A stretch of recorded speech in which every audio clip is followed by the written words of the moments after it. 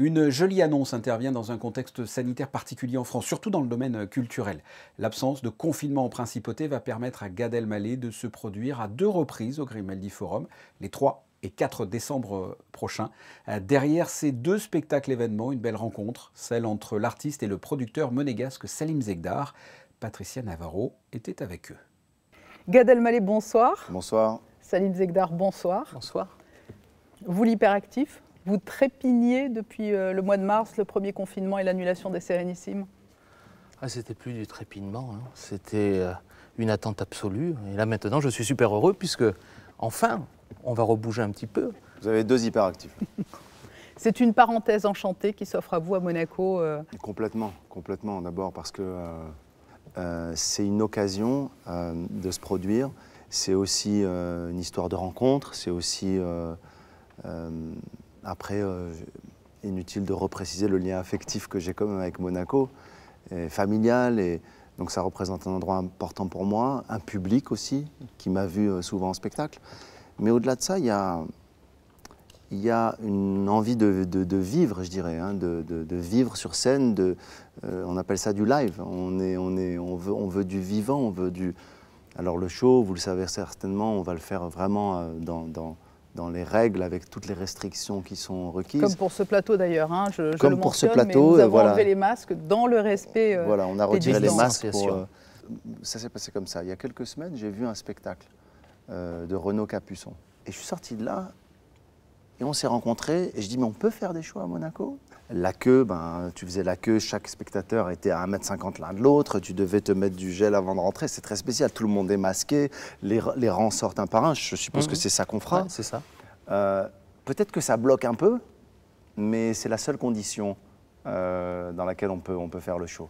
Mais non, oui, c'était un challenge. Et puis, à l'issue de ce spectacle que tu as vu, c'était après le week-end. On a été notre numéro passion mutuel pendant le week-end en disant on va faire, on fait pas, on s'est appelé, etc. Et puis, très vite, on a le Grimaldi Forum quand même qui nous accueille, qui nous fait cette amitié de nous aider, puisque aujourd'hui, organiser un spectacle avec les distanciations sociales, c'est compliqué. Et vous faites un effort sur les tarifs aussi. On fait un C'était gros la raison effort pour sur les laquelle j'ai tarifs. parlé de ce cadeau au C'est public ça. monégasque. C'est ça qui est important de préciser, c'est-à-dire qu'au-delà de simplement d'ouvrir la salle et de dire c'est bon, tu peux faire le show, il y a toute une équipe qui s'adapte. Et moi aussi, je m'adapte et tout le monde s'adapte. Alors justement, recontextualisons ce spectacle que vous allez donc donner les 3 et 4 décembre. Il intervient après 5 années, loin des scènes françaises. J'ai commencé à le roder. Et la crise est tombée au plus mauvais moment, mais vous étiez en rodage. Terrible. Pour vous donner une image, l'avion était au roulage. Il n'avait même pas décollé. Vous savez, quand il roule bien et que vous dites ça y est, c'est parti, et ça se passe bien. Et vous avez un peu peur de l'avion, mais quand même, c'est bien stable. C'est un gros avion, il est beau, le pilote, il est rassurant. Les gens sont contents. Ça roule et ça continue à rouler. On ne décolle pas. Là, il y a un gars qui dit arrêtez. On s'arrête. On ne va pas décoller. C'est pire que de ne pas être sorti du hangar. Alors il s'intitule Gad, d'ailleurs. Voilà. C'est introspectif, c'est un retour sur la folie des dernières années qui vous a amené aux États-Unis, qui vous a permis de jongler avec tous les exercices. Oui, et il y a un retour à mes premiers spectacles, dans le sens où il y a des personnages qui reviennent. Et c'est un spectacle que je dirais très intime.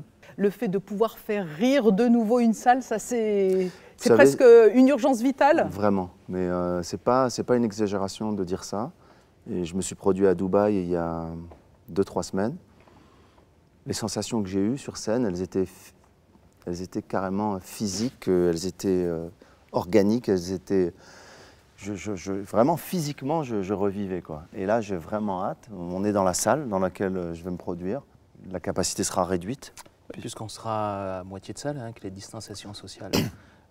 Donc c'est dans la salle Prince-Pierre, qui habituellement c'est 800 places. Donc là, on n'aura que 350 places, en gros, à la vente.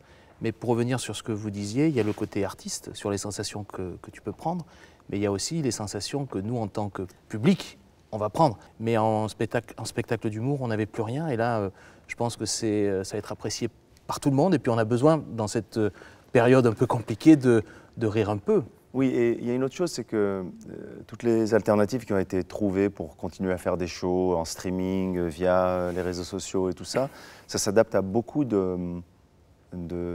mais pas à la comédie. Mais c'est vrai qu'il faut essayer de se réinventer, il faut essayer de trouver des nouvelles choses. C'est une jolie conclusion. Merci beaucoup, Gad Elmaleh. Merci à vous, merci merci de nous recevoir. Et donc, je le rappelle, rendez-vous les 3 et 4 décembre. Et plus si affinité. Et plus Là, je si regarde le affinité. producteur. Oui, beaucoup plus si affinité. Affinité, c'est sûr. Plus, plus. Moi, Oh, oui, beaucoup plus. Moi, je suis. Alors là, je suis prêt à m'installer ici. Là, Il est disponible quelques jours encore après. Donc, s'il vous plaît, venez signé. le jeudi, venez le vendredi, et puis on verra. Et puis on verra pour les autres jours. Très bien. Merci à vous deux. Merci, beaucoup. on vous attend. Merci. Merci.